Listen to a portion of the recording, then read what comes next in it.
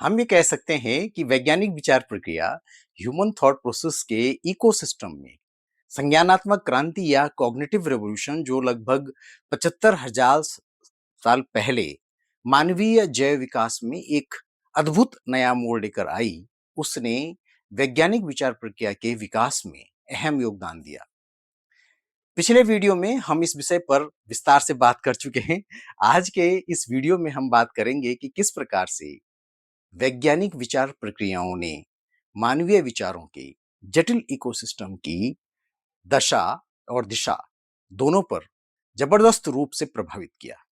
नमस्कार, मैं हूं डॉक्टर महेश भट्ट और आप देख रहे हैं चैनल डॉक्टर भट्ट चिंतन, जहां पर बात होती है मानवीय दिमाग की, उसकी न्यूरोबायोलॉजी की और उसके अद्भुत वैचारिक इकोसिस्टम की।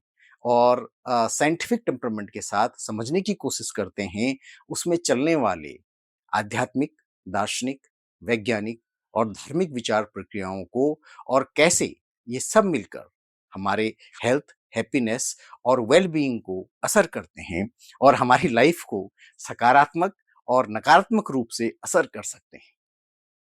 आगे बढ़ने से पहले आपसे गुजारिश है कि यदि आपने अभी तक चैनल को सब्सक्राइब नहीं किया है, तो सब्सक्राइब करके बेल आइकन पर क्लिक करके आप अपना सहयोग हमको दे सकते हैं। धन्यवाद। हम मनुष्य हमारे विचारों के प्रोडक्ट हैं। हमारे विचार बहुत शक्तिशाली होते हैं। उसके उन्नत दिमाग के विशिष्ट उत्पाद विचारों की ही शक्ति है कि आज मनुष्य एनिमल किंगडम या प्राणी जगत के शीर्ष पर विराजमान होकर उस पर राज कर रहा है और एक ऐसे युग का प्रवर्तक बन गया है जिसको हमने एंथ्रोपोसीन नाम दिया है, जिसका मतलब होता है मानवीय युग। इस अद्भुत सफलता के पीछे हमारी वैज्ञानिक विचार प्रक्रियाओं या साइंटिफिक थॉट प्रोसेस का बहुत बड़ा और महत्वपूर्ण योगदान है। इसलिए हम देखते हैं कि जितना कुछ और जिस गति से पिछले 200-300 सालों में विज्ञान क्रांति के बाद विज्ञान की वजह से घटित हुआ है, वो यदि हम मानवीय सभ्यता के पिछले 10,000 सालों के इतिहास पर, कृषि क्रांति के बाद जब से मनुष्यों ने एक जगह पर बसना शुरू किया, जिससे आज के गांवों, शहरों का प्रारंभ कह सकते हैं, इस पूरे कालखंड को देखें तो ये अद्भुत है और इसकी गति भी अद्भुत है। ये पॉजिटिव और नेगेटिव दोनों डायरेक्शंस में है। ये गति जहां हमको अचंभित करती है तो वहीं पर डराती भी है, क्योंकि एक मानवीय गलती या मानवता का एक नकारात्मक विचार पूरी मानवता के खात्मे का सबब भी बन सकता है। यदि हम गौर से देखें तो आज हमारे जीवन का हर पहलू और हमारा हर विचार, चाहे वो धार्मिक हो, सामाजिक हो या फिर दार्शनिक हो, विज्ञान का असर हर वैचारिक दृष्टिकोण में हमको दिखता है।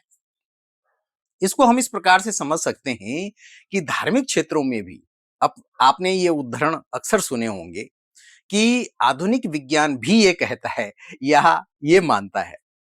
यहाँ पर फोकस धार्मिक बातों और क्रियाकलापों को सही ठहराने के लिए होता है। विश्व में आज लगभग सभी सरकारें, यहाँ तक कि वे देश भी जो अपने आप को किसी विशेष धर्म या मान्यता का घोषित रूप से अपनी राष्ट्रीयता के मूल में बताते हैं, वे भी अपने सारे क्रियाकलाप और पॉलिसीज में वैज्ञानिक तरीकों को अपनाते हैं और वैज्ञानिक सोच के साथ काम करते हैं।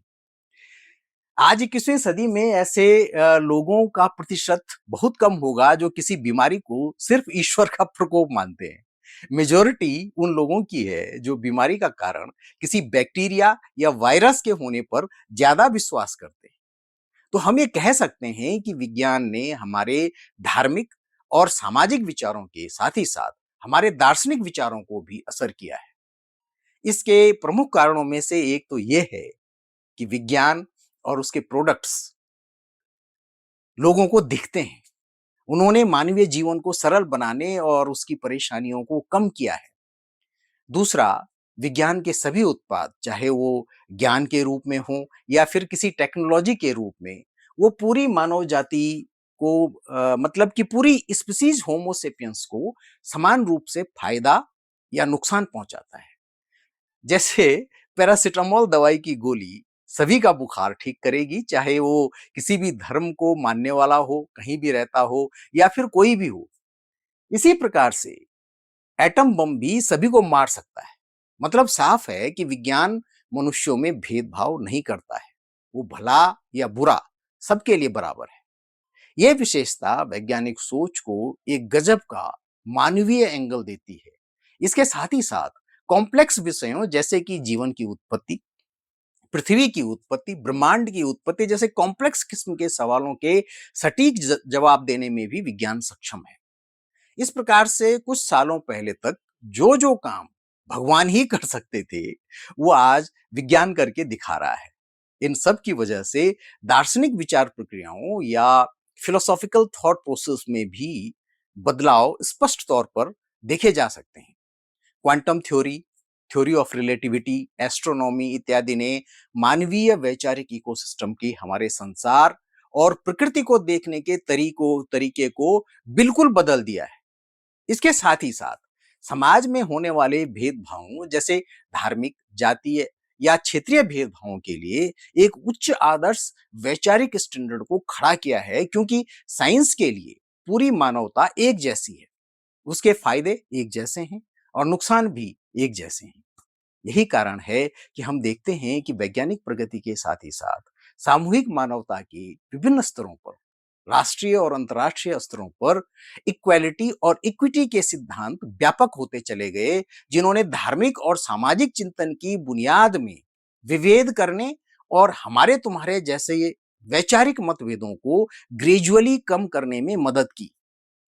विज्ञान की दृष्टि में सभी मनुष्य एक ही प्रजाति के हैं, जिसको हम स्पीसीज होमोसेपियंस के नाम से जानते हैं। इस पृथ्वी पर सारे जीव जंतु किसी एक कॉमन एंसेस्टर या पूर्वज से विकसित हुए हैं और हम सब पृथ्वी पर एक सिस्टम में रहते हैं, जिसके किसी भी हिस्से में यदि कोई परेशानी या समस्या होती है तो वो सभी को असर करती है। ये विचार सभी धर्मों में किसी न किसी रूप में अलग अलग तरह से विद्यमान हैं, भले ही उनको बताने के तरीके हर धर्म के भिन्न हैं और उनके असर भी अलग हैं, जिसमें भगवानों के या विश्वासों के महत्वपूर्ण रोल है। इसके साथ ही साथ दार्शनिक चिंतन के गलियारों में भी वैज्ञानिक चिंतन की स्पष्ट झलक दृष्टिगोचर होती है, जो हमारे चिंतन की धाराओं को प्रभावित करती है। आज के इस वीडियो में इतना ही। जाने से पहले हमेशा की तरह वही पुरानी गुजारिश, यदि आपने अभी तक इस चैनल को सब्सक्राइब नहीं किया है तो प्लीज प्लीज सब्सक्राइब करके बेल आइकन पर क्लिक करके आप हमको और हमारे इस प्रयास को अपना सहयोग दे सकते हैं। धन्यवाद। नमस्कार।